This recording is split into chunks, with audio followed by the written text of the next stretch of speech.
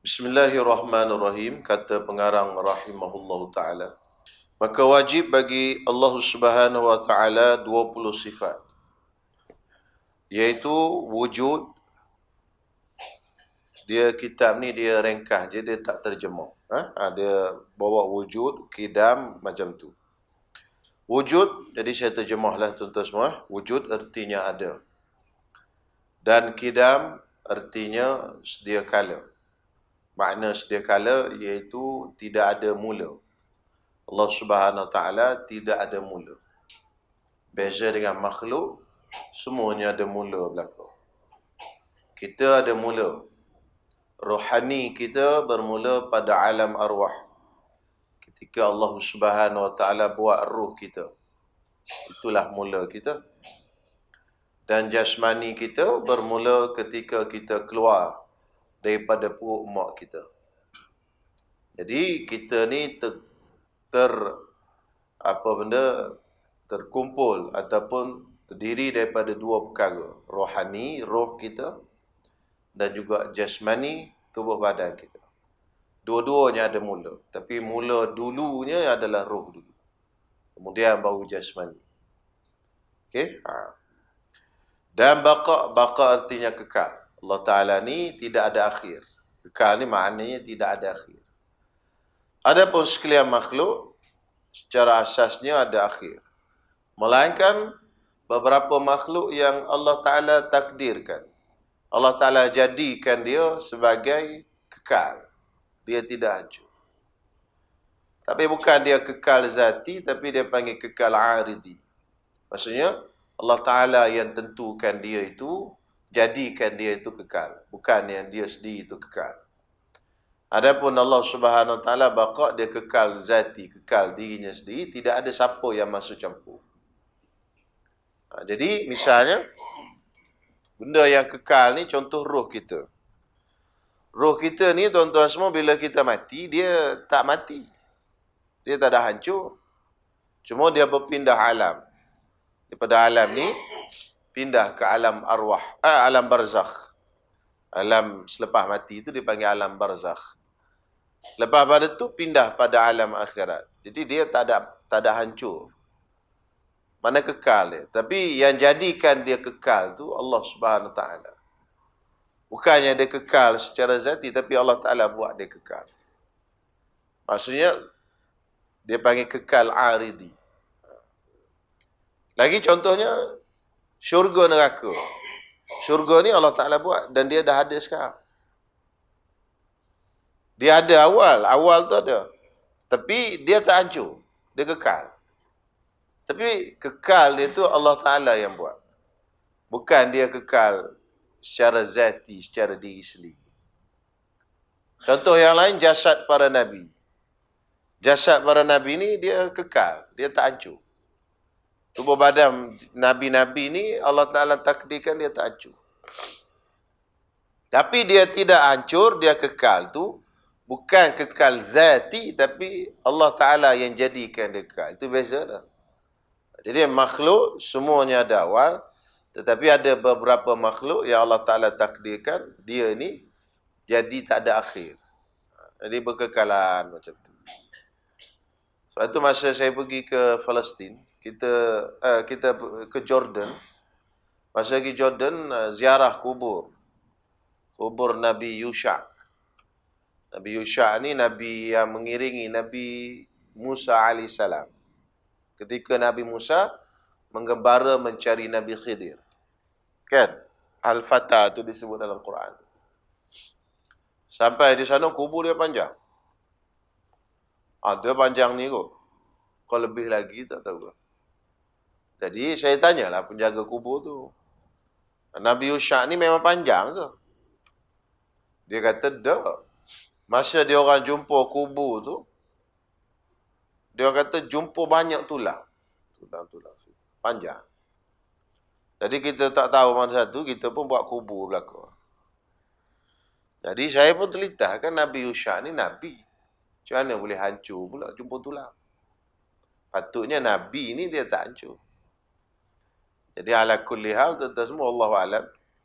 Kita pun tak tahu cerita dia tu pun macam mana, Wallahu'alam. Tapi kalau betul Nabi, Nabi jasadnya tak hancur. Sebab itu tuan-tuan semua, tidak ada makam ataupun kubur Nabi yang betul-betul sahih. Melainkan kubur Nabi Muhammad sallallahu alaihi wasallam saja.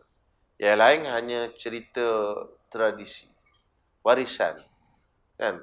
Warisan. Mana orang kata di sini kubur Nabi ni kubur. Lepas kadang-kadang satu Nabi tu ada dua kubur dia. Di sana pun ada. Macam contoh kubur Nabi Hud. Di Yaman pun ada. Di Jordan ke tak silap satu lagi. Ala kulli hal itulah cerita dia. Jadi baqa kekal. Dan mukhalafatuhu ta'ala lil hawadis. Maksudnya bersalahan Allah Ta'ala dengan yang baharu. Baharu tu maknanya makhluk. Dan qiyamuhu binafsih. Qiyamuhu binafsih terjemahnya berdiri dengan sendiri. Dan wahdaniyah. Wahdaniyah ni maknanya esa. Maka ini 6 sifat. Pertamanya itu sifat nafsiyah. Orang panggil sifat nafsiyah. Sebab apa? Sebab wujud tu dipanggil nafsiyah. Sebab bila sebut itu wujud, tak ada kita fikir benda lain melainkan diri. Diri itu dalam bahasa Arab nafsun, nafsiyah. Wujud apa? Wujud diri lah, diri zat. Dan iaitu wujud. Dan yang 5 kemudian daripada sifat wujud itu dipanggil sifat salbiyah. Salbiyah maksudnya menafikan. Kerana 5 sifat itu menafikan perkara yang tidak layak bagi Allah Subhanahu Wa Taala. Bukan sifat itu ternafi daripada Allah Taala. Mana sifat itu menafikan perkara-perkara yang tak layak bagi Allah Taala. Apa sahaja yang tak layak bagi Allah Taala duduk dalam 5 tu berlaku. Kembali pada 5. Qidam, baqa, mukhalafatuhu lil hawadis, qiyamuhu binafsi, wahdaniyah. Kalau orang kata Allah Ta'ala mati. Mati ni tak layak bagi Allah Ta'ala. Sebab mati ni sifat kekurangan. Mana? Kembali kepada baqa. Kalau orang kata Allah Ta'ala ni diperanakkan. Allah Ta'ala beranak. Diperanakkan. Maknanya dia ada mak. Tuhan ni ada mak. Itu tak layak bagi Allah Ta'ala. Dinafikan dengan sifat qidam. Qidam sedia kala. Qidam maknanya tidak ada awal. Dan juga dinafikan dengan sifat mukhalafatu lil hawadis. Tidak bersama dengan yang baru. Yang jenis ada mak ada ayah ni makhluk. Itu dah tuan-tuan. Ada mak ada ayah ni makhluk. Tak ada isteri. Tak ada isteri. Kembali kepada sifat mukhalafatu lil hawadis. Sebab nak ke isteri ni manusia. Manusia kalau tak ada bini, lama dia kesik. Tahu kesik? Tak tahu itu bahasa paling standard tu. Kesik. Haji Din tahu dia. Macam mana? Kesik. Orang Kelantan kata kesik lah. Sunyi. Sunyi orang sini panggil sunyi. Orang Kelantan panggil kesik. Kesik tu mana kesunyian. Pasal apa? Pasal manusia perlu teman. Tuhan tak macam tu. Sebab itu kembali kepada mana? Mukhalafatul hawadis. Jadi benda yang tak layak bagi Allah Ta'ala ni banyak. Kalau kira daripada malam ni sampai pagi esok, tak habis, tak ada bini, tak ada anak, tak beranak, tak makan, tak minum, tak laki, tak perempuan. Tak letih kira. Maka semua tu kembali kepada 5 ni berlaku. Nanti dia panggil salbiyah ni menafikan perkara tak layak bagi Allah Subhanahu Wa Taala. Jadi bukan bermakna sifat yang tak layak bagi Allah Ta'ala ni ada 5. Tak, bukan macam tu. Ini 5 ini, dia punya ibu. Mana-mana sifat yang tak layak bagi Allah Ta'ala, boleh ditolak dengan 5 sifat ini. Sebutlah apa saja. Nak sebut apa? Makan. Makan makhluk. Makhluk makan ni. Mukhalafatu lil hawadis. Itu maksudnya. Jadi senanglah kita ingat 5 sudahlah. Lebih-lebih lagi tak wajib bagi kita. Habis itu. Kemudian wajib bagi Allah Ta'ala 7 sifat. Dinamakan dia sifat ma'ani. Sifat ma'ani. Iaitu qudrat, berkuasa ataupun perkuasa, dan iradat, dan ilmu, dan hayat, dan sama', dan basar, dan kalam. Itu 7 sifat tu. Qudrat artinya perkuasa, iradat artinya berkehendak. Dan ilmu artinya pengetahuan.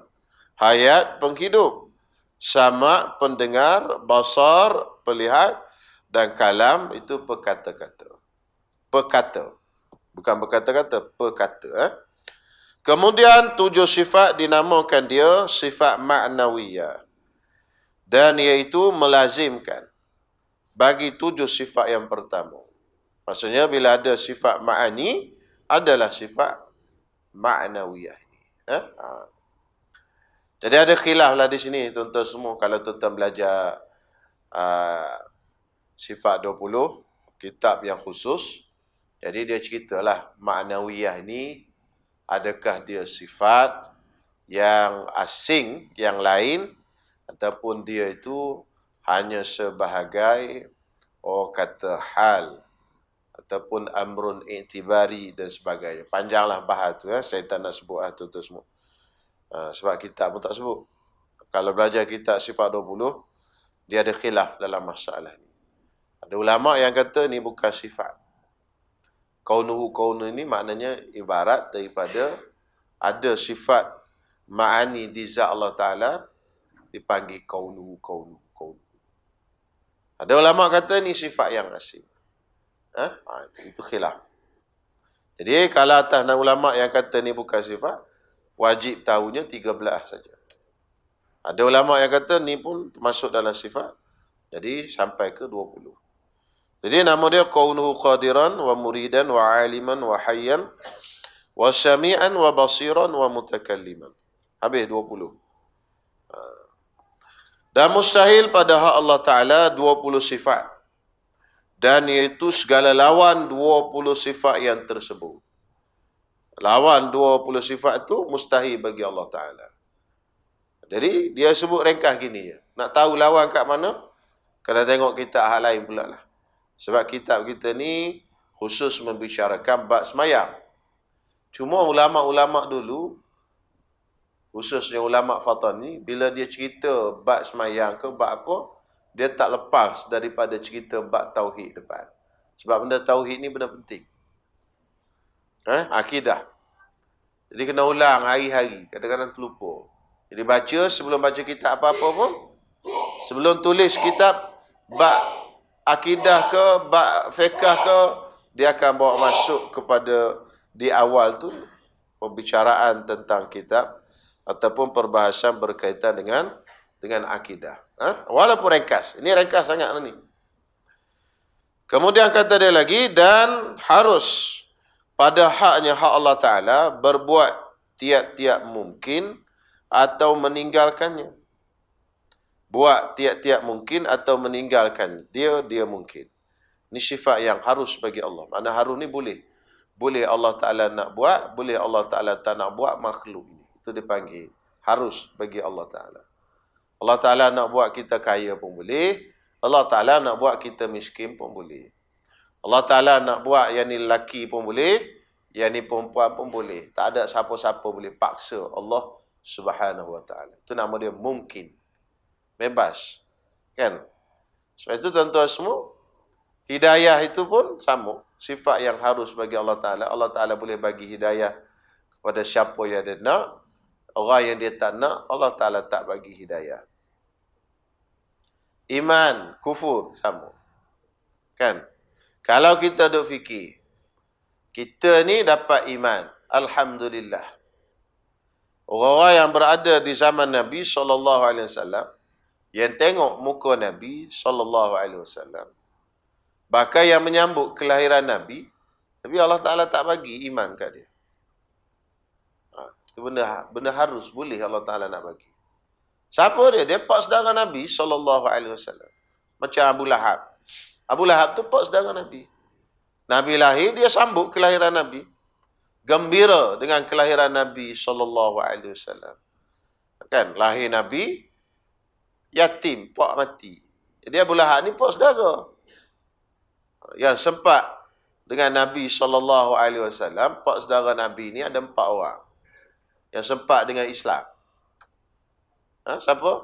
Hamzah, Abbas, Abu Lahab, Abu Talib. Hak lain, dia 12 semua. Hak lain mati sebelum Nabi bawa Islam. Yang sempat dengan Nabi bawa Islam 4 orang. Hamzah, Abbas, Abu Talib, Abu Lahab. Abu Jahal bukan 4 saudara Nabi.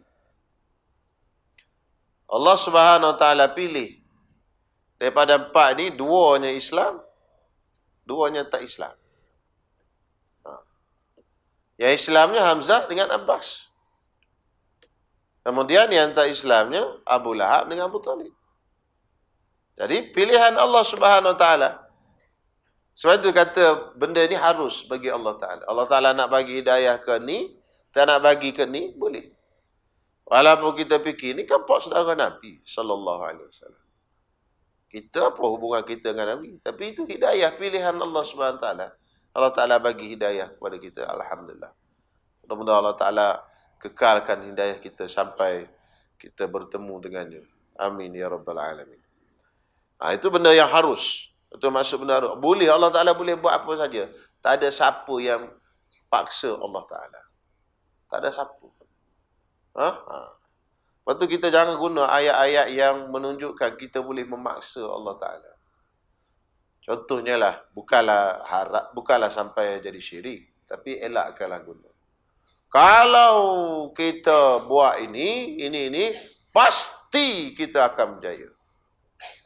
Jangan macam tu. Pasti macam mana? Seolah-olah kita ni paksa Allah Ta'ala. Kita kena guna insya-Allah. Insya-Allah ni besar. InsyaAllah kalau rajin baca buku, berjayalah insyaAllah. Ingat Nabi Sulaiman AS, dia tak adalah kata pasti. Cuma dia kata malam ni, aku akan setubuhi isteriku 99 orang semua. Nabi Sulaiman ada 99 orang bini dia. Syariat tu, syariat kitab Taurat, berkahwin, tak ada had. Tak ada had. Boleh sampai 1000 boleh. Diriwayatkan Nabi Daud isterinya 1000. Nabi Sulaiman 99 anaknya. Itu dalam hadis itu sebut 99. Kita nasib baiklah syariat kita sederhana. Tak, 4 je paling tinggi. Tak terlalu ramai, tak terlalu sikit. Kalau boleh 99, macam mana? 1 juga. Kan? Tak berani mana. Kalau boleh menikah 99, susah juga. Kan? Pusing. 2 bulan baru berjumpa. Hak nombor 1. Balik-balik. Ni siapa ni? Tak kenal dah. Pasal lama nak boleh. Berapa bulan? 3 bulan. Pusing. Jadi dalam agama kita sederhana. Betul kita ummatan wasata. Umat yang sederhana. Kata Nabi Sulaiman, aku akan setubuhi isteriku malam ni yang 99 orang semua. Dan akan keluar daripada setiap orang tu mujahidin fi sabilillah. Kata orang sebelah dia, tak diriwayatkan siapa, ada riwayat setengah ulama kata malaikat. Insya-Allah. Dia sebut gitu. Dia suruh Nabi Sulaiman tu ingat sebut insya-Allah. Tapi Nabi Sulaiman tak sebut insya-Allah. Nabi Sulaiman tak sebut. Nabi Sulaiman pun setubuhilah isteri dia 1 malam. 1 malam tu 99. Ini kekuatan Nabi Sulaiman alaihissalam. Tak, mungkin kita boleh tukar tungkat Ali ke tungkat Sulaiman. Jadi Nabi Sulaiman alaihissalam selesai setubuh. Habis, tunggu. Tak ada seorang pun bini dia mengandung. Yang mengandungnya seorang dia. Tu pun bersalin, keluar baby, syikun, separuh. Cacat, tak hidup. Kata Nabi SAW, sekiranya Sulaiman itu berkata, insya-Allah. Apa makna insya-Allah? In sekiranya, sya'ah, dikehendaki oleh Allah. Itu. Nescaya akan keluar semua isteri itu, akan lahirkan mujahidin fi sabilillah. Jadi kalimah insya-Allah Sebut selalu. InsyaAllah. Jangan main-main. Benda besar ni. Dan dalam satu riwayat, Ya'juj Ma'juj, dia ada korek lubang, korek lubang dinding Zulkarnain tu. Dia ada besar ni, dia balik. Bila dia balik, malaikat tampal. Kemudian datang besok, dia korek lagi besar ni. Dia pun balik. Malaikat tampal. Begitulah tiap-tiap hari. Kerja dia. Sampai satu waktu yang dikehendaki oleh Allah Ta'ala, bila dia lepas korek, dia nak balik, ada seorang daripada Ya'juj Ma'juj dia kata, besoklah pula kita mari sambung, insya-Allah, dia kata. Allah Ta'ala, tak tahulah macam mana, Allah Ta'ala pandailah buat. Jadi sampai dia boleh sebut, insya-Allah. Maka nak jadi sebab, tuan-tuan, sebab. Malaikat pun tak tampal. Ini ada riwayat ini disebut dalam kitab Isya'ah.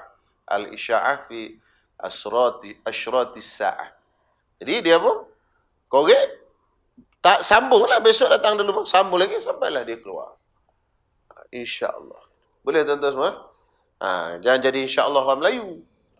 InsyaAllah orang Melayu tu esok datang dulu dia, insyaAllah. Tak datang tu. Biasa gitu kan? Baik, habis di situ. Dan wajib baginya tiap-tiap kamal, tiap-tiap kesempurnaan. Kamal maksudnya kesempurnaan. Yang layak dengan zatnya yang maha mulia. Dan mustahil atasnya atas Allah Subhanahu Wa Taala segala kekurangan. Habis di situ. Ini secara umum. Wajib bagi Allah Ta'ala semua sifat kesempurnaan dan mustahil atas Allah Ta'ala segala sifat kekurangan. Dan wajib bagi sekalian Rasul alaihi wassalatu wassalam sidqun. Artinya benar. Yang ini dia terjemah pula. Yang pertama, sidik, iaitu benar. Nabi-Nabi alaihi wassalatu wassalam benar. Tidak bercakap dusta pada perkara yang dia sampaikan.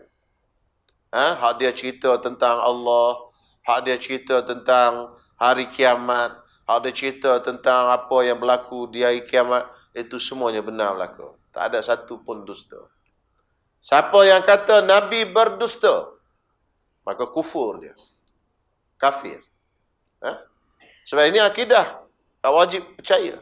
Bila dia kata Nabi boleh berdusta, ada benda hak Nabi berdusta dalam perkara yang dia sampaikan. Tak ada benda yang dia dusta. Semuanya benar berlaku.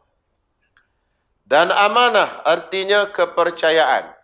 Maksud amanah di sini bukan amanah macam kita sebut kepercayaan. Maksudnya bagi kerja dia buat dengan elok, bagi harta dia simpan elok. Tetapi dia lebih umum daripada itu. Iaitu Nabi-Nabi tak buat dosa. Maksum. Maksum dengan amanah ni benda sama. Dalam kitab-kitab lain dia sebut maksum. Maksudnya, Nabi-Nabi ni tak ada dosa. Tak ada buat dosa. Kalau nampak macam dia buat dosa, perlu ditakwil. Perlu dia apa? Ditakwil. Wajib ditakwil. Jangan kata Nabi Adam alaihissalam makan buah khuldi, buat dosa. Tak, Nabi-Nabi tak buat dosa. Mungkin dia buat kesalahan, tapi bukan dosa. Tersalah. Tersalah, kita pun tersalah. Kan tak? Kadang-kadang semayang sampai 5 rakaat, tersalah. Tersalah dosa ke? Tak. Dia lain, tersalah dengan dosa. Jangan tuan-tuan sebut, Nabi-Nabi, Nabi Adam buat dosa, makan buah khuldi. Dia tak buat dosa. Mana ada dosa Nabi? Dia amanah, maksud. Habis itu, kena takwil kisah-kisah mereka ni. Nabi Ibrahim AS buat dosa, berdusta 3 kali. Bukan dosa tu. Dia ada takwilan dia. Ada takwilan dia. Jadi takwilan tu kena tengok dalam kitab yang besar-besar. Contohnya lah, salah satu daripada kejadian tu, 3 kejadian. Nabi Ibrahim dia masuk ke negara Mesir. Negara Mesir pada waktu itu, rajanya suka kepada bini orang yang cantik. Bini orang yang cantik. Dia manusia ni pelik ni macam-macam. Ada hak suka kat anak dara. Ada suka kat janda. Ada suka kat bini orang. Jadi Nabi Ibrahim kata, kalau kita masuk nanti orang tanya kau ni siapa, kau jawablah, kau ni saudara aku. Kan? Nabi Ibrahim pun begitu juga, orang tanya siapa ni, dia jawab, hadhihi ukhti. Ini adalah saudaraku. Jadi bila cakap adik-beradik tu, mudah-mudahan selamatlah. Sebab rajanya suka ke bini orang. Gitu. Jadi tuan-tuan semua, akhirnya bila dah berlaku begitu, pendek cerita, apa yang dimaksudkan oleh saudaraku itu, kata Nabi Ibrahim, sesungguhnya tidak ada di dunia sekarang ini orang Islam yang satu agama dengan aku melainkan engkau, wahai Sarah. Sarah isteri Nabi Ibrahim. Jadi engkau saudaraku dalam agama. Mana saudara seagama, bukan saudara adik-beradik. Sebab saudara ni boleh jadi adik-beradik, ukhtun tu. Boleh jadi saudara seagama. Orang panggil juga saudara seagama. Jadi yang Nabi Ibrahim maksudkan itu ialah saudara seagama. Bukan masuk saudara adik-beradik. Macam tu. Jadi yang macam ni dipanggil tauriyah. Tauriyah nama dia. Kita sebut lain, orang faham, segera fahamnya lain. Tapi kita maksudkan maksud yang kedua. Ada satu kalimah, dia ada dua makna. Tapi bila kita sebut tu, orang faham hak ni. Tapi kita maksudkan hak ni. Dua-dua makna boleh. Macam yang kau contoh katakan, bila kita dah alim, semayang tak susah. Kan? Betul tak? Bukan. Bila kita dah alim, tak payah semayang. Ataupun semayang tak payah. Jadi kan makna tak payah tu maksudnya tak susah. Betul tak kan? Bila dah alim, tak payah semayang. Mana tak susah semayang. Betul lah. Tapi orang faham sekaligus maksudnya tak payah maknanya tak usah semayang. Tak usah, bukan susah. Tak usah semayang. Jangan semayang lah. Itu kan dua makna. Jadi kita kena tanya dulu apa maksud awak tu. Saya kata, maksud saya kalau dah alim, tak payah semayang. Maksudnya tak susah lah semayang. Semayang dah pandai, alim. Itu maksudnya satu kalimah ada dua makna. Boleh? Jadi ilmu tauriah ni penting juga kena belajar. Khususnya orang yang ada dua orang bini kena belajar. Sebab dialah. Tak apalah lain kali ya, insyaAllah. Yang ketiga, dan fatanah, artinya cerdik dan bijaksana. Nabi-nabi ini cerdik, tak ada yang bodoh. Dan tabligh. Tablighu ma umiru bitablighihi lil khalqi. Artinya, menyampaikan barang yang disuruh akan mereka itu dengan menyampaikan dia bagi segala makhluk. Menyampaikan benda yang disuruh. Itu kena faham. Nabi-nabi ni dia ada tiga benda Allah Ta'ala bagi tahu kat dia. Ada benda Allah Ta'ala bagi tahu kat dia dan Allah Ta'ala haramkan sampai kepada umat. Yang ni tak boleh dia sampaikan. Contohnya, malam Isra' Mi'raj. Nabi naik berjumpa dengan Allah Subhanahu Wa Ta'ala. Nabi lihat Allah Subhanahu Wa Ta'ala. Tapi Nabi tak cerita, haram cerita. Ada benda yang haram diceritakan. Tak ada cerita zat Allah Ta'ala begini, tak ada. Yang kedua, perkara yang disampaikan oleh Nabi kepada Nabi dan Allah Ta'ala bagi pilih untuk dia sampaikan atau tidak. Option. Jadi boleh Nabi nak sampaikan, boleh Nabi tak sampaikan. Perkara yang ketiga, iaitu perkara yang Allah Ta'ala sampaikan kepada Nabi-Nabi dan Allah Ta'ala suruh dia sampaikan. Iaitu semuanya Nabi sampaikan. Satu ayat dia, tablighu ma umiru bitablighi. Menyampaikan perkara yang disuruh, Allah Ta'ala suruh sampaikan, mereka sampaikan. Jadi macam tu. Bukan kata Allah, Nabi ni dia sampaikan semua. Kita kata, Nabi ni semua benda dia sampaikan. Tak ada benda yang dia tak sampaikan. Itu ada benda-benda rahsia antara dia dengan Allah Subhanahu Wa Ta'ala yang Allah Ta'ala larang dia sampaikan. Ada juga. Boleh ya? InsyaAllah. Habis di situ, 4 sifat yang wajib bagi Nabi alaihi wassalatu wassalam. Kalau kita tak percaya 4 sifat ni, contohnya kita kata Nabi berdusta, ataupun Nabi ni ada buat dosa, ataupun Nabi ni bodoh, ataupun Nabi ada sembunyi. Kan macam ajaran-ajaran sesat sekarang ni. Dia kata ni ilmu ni hak Nabi sembunyi, tak sampaikan ke orang. Dia sampai ke orang-orang tertentu. Ilmu apa tu? Kan? Ilmu sesat lah tu. Sekarang ni ilmu sesat banyak. Yang terbaru ni orang duk tulis kat Facebook. Muhammad itulah Allah. Allah tu Muhammad. Tak ke gila macam tu. Macam mana pula tuan Allah Muhammad Allah? Sebab dia kata rupa Muhammad itu Muhammad.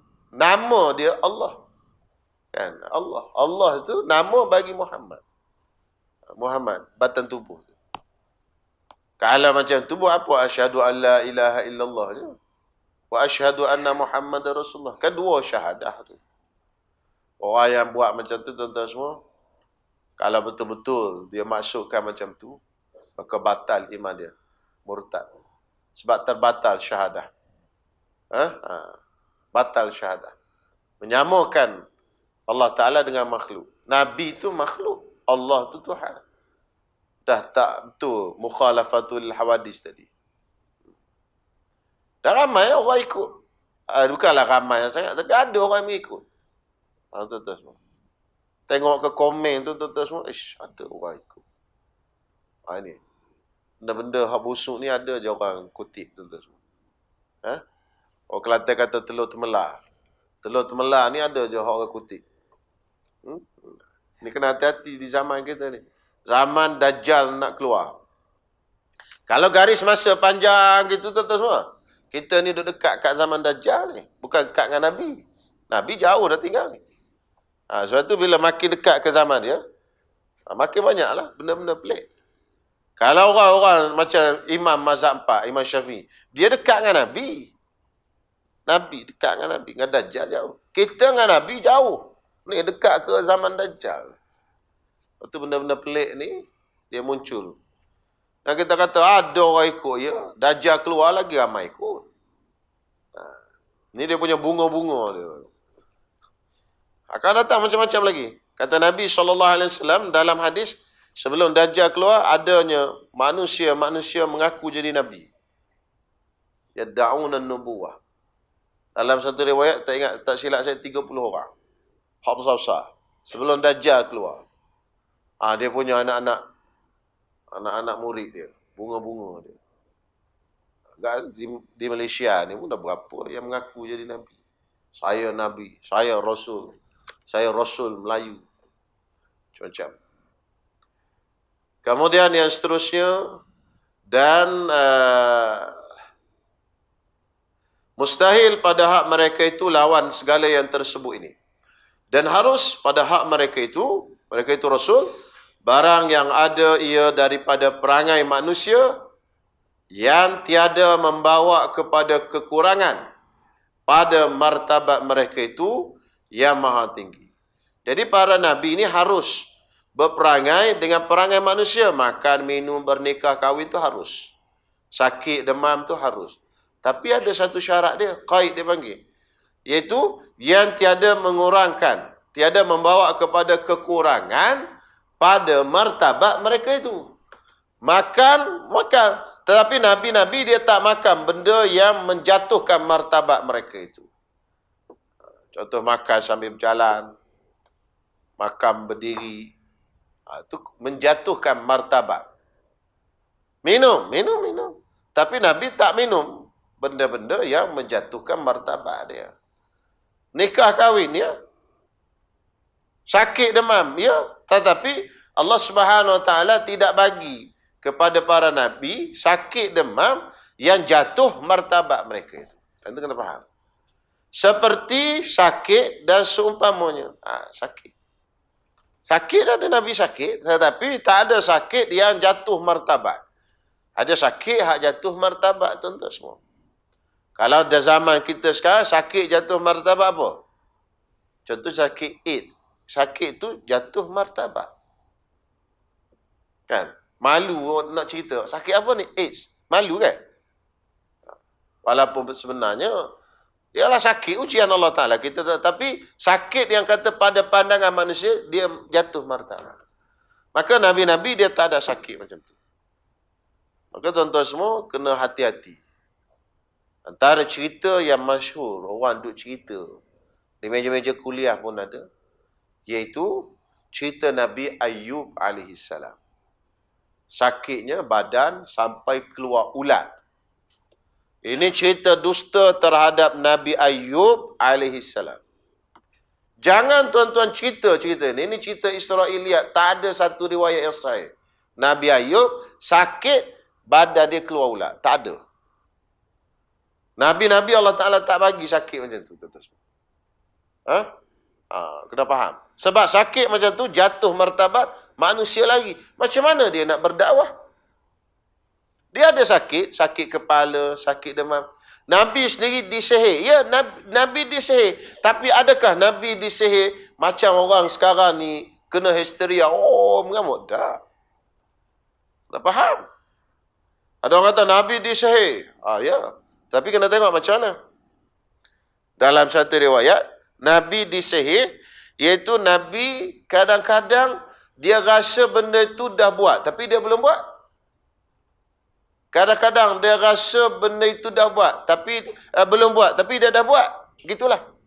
Benda yang dia tak buat lagi, dia rasa dah buat. Benda yang dia dah buat, dia rasa belum buat. Macam tu.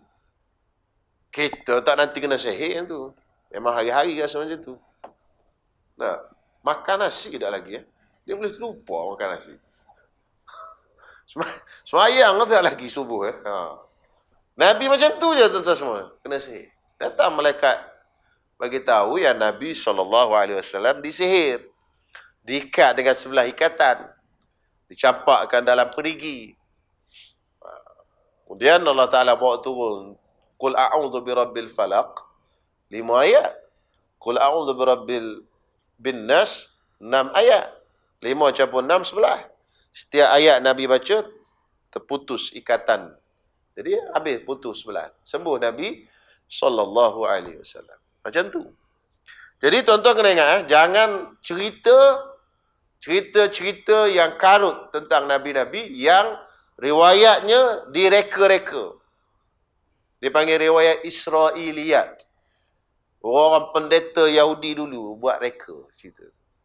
Contohnya, Nabi Ayyub AS kena penyakit yang sampai keluar ulat daripada tubuh dia. Yang kedua, Nabi Ya'qub AS. Nabi Ya'qub AS bukan buta mata.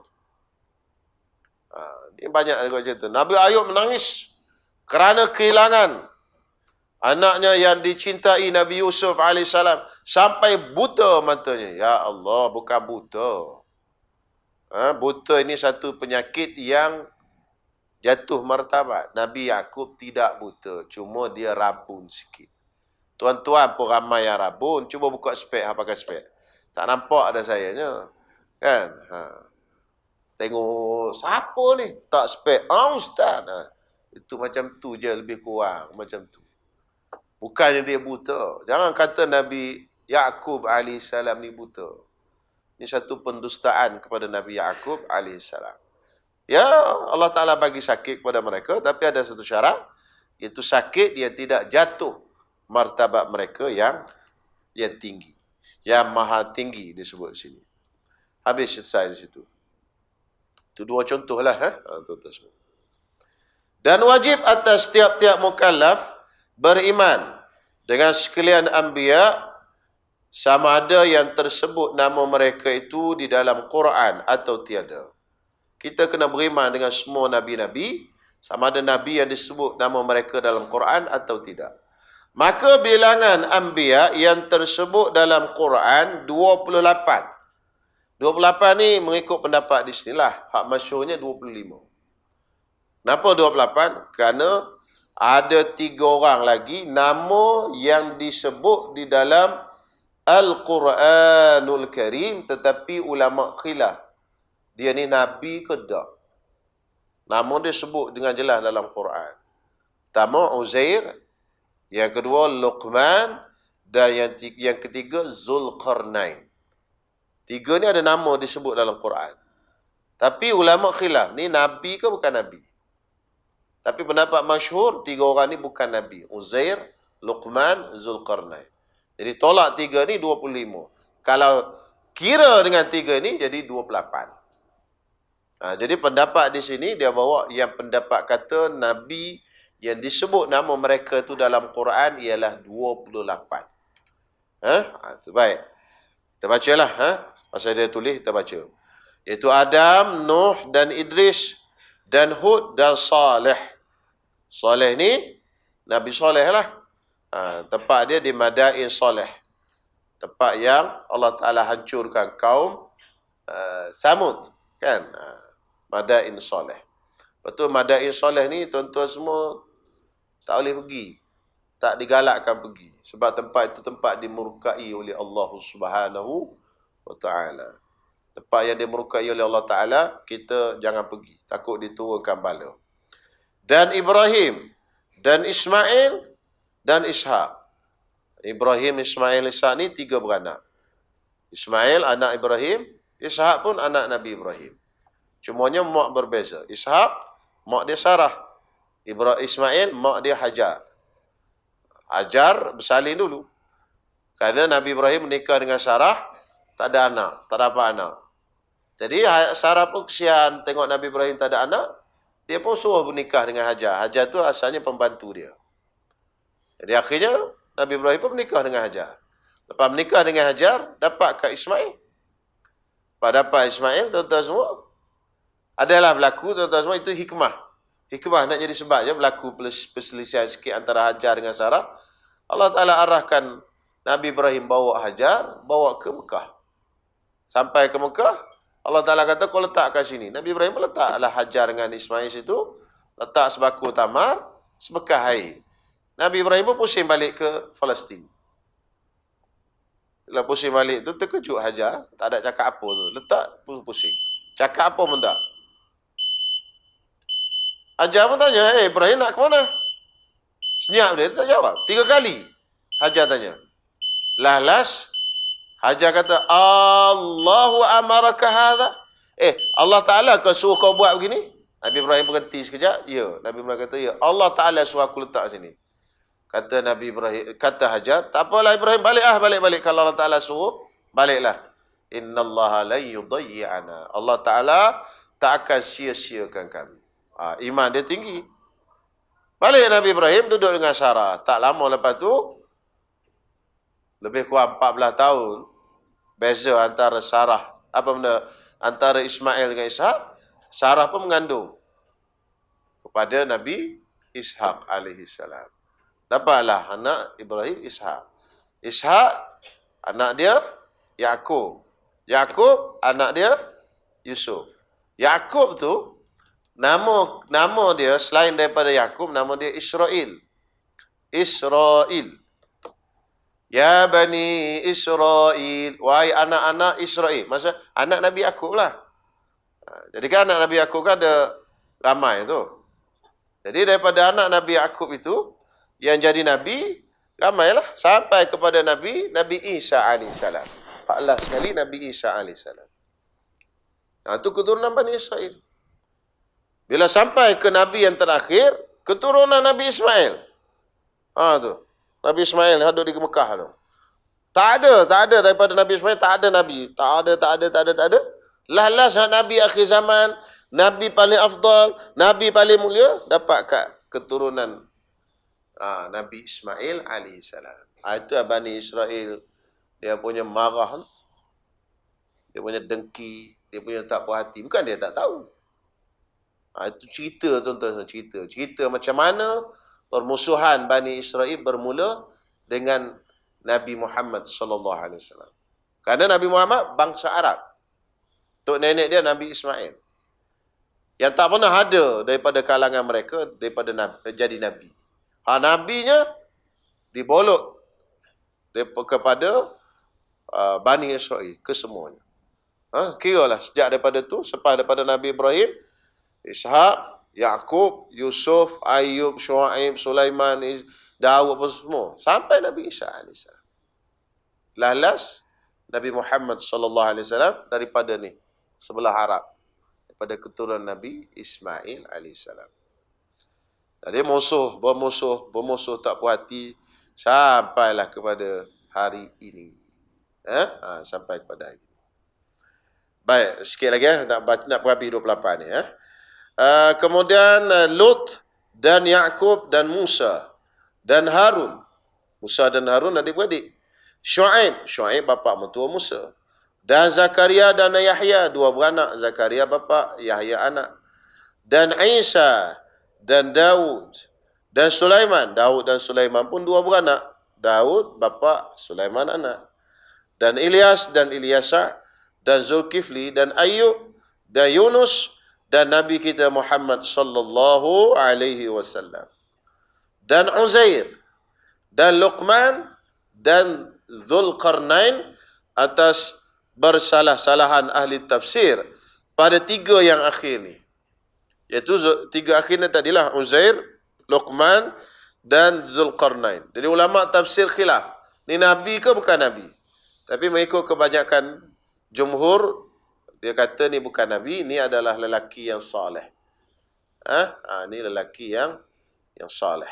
Jadi Uzair pun sama, Luqman pun bukan Nabi, Zulkarnain pun bukan Nabi, mengikut sebahagian daripada mereka. Dan mana tadi? Pada tiga yang akhir ini, kata setengah ulama, wajib diketahui segala yang tersebut itu. Kata setengah ulama kena tahu nama Nabi-Nabi dan wajib diajarkan anak-anaknya dan isterinya dan khadamnya. Kena tahu perkara-perkara yang tersebut. Kena ajar tuan-tuan semua. Dan duk ajar benda lain pula. Duk ajar nama-nama hak lain. Kita kena ajar nama Nabi ke anak-anak. Orang tua dulu-dulu bagus tuan-tuan. Dia ajar benda-benda macam ni. Sambil-sambil dia syair, dia ajar ke anak dia. Nak tidur malam, baca nama Nabi-Nabi ke anak. Itu yang bagus sebenarnya. Baca sifat-sifat Allah dan sebagainya. Ini anak-anak kita tidur dengan telefon. Nak tengok, tidur. Itu jadi antara musibah akhir zaman ni. Dia tak tidur, kita baca apa. Kita dulu-dulu nak tidur, mak baca. Alah, kisah-kisah kadang-kadang bawang putih, bawang merah, macam-macam cerita. Saya nenek saya dulu nak tidur cerita macam-macam cerita. Tapi anak-anak kita sekarang tidur dengan telefon. Tidur dengan upin-ipin. Okey lagi kan? Tidur dengan Ultraman. Itu masalah. Jadi ini antara benda-benda yang ialah mudah-mudahan Allah Ta'ala selamatkan kita semua insya-Allah. Amin ya rabbal alamin. Jadi setakat itu dulu insya-Allah. Jadi kita sambung tahun depan pula. Wallahu a'lam. Bismillahirrahmanirrahim. Alhamdulillahirabbil alamin. Wassalatu wassalamu ala asyrafil anbiya'i wal mursalin wa ala alihi wa sahbihi ajma'in. Allahumma rabbana taqabbal minna innaka antas samiul alim wa tub 'alaina innaka antat tawwabur rahim. Rabbana atina fid dunya hasanah wa fil akhirati hasanah wa qina 'adzaban nar. Sallallahu ala sayyidina Muhammad wa ala alihi wa sahbihi wasallam walhamdulillahi rabbil alamin.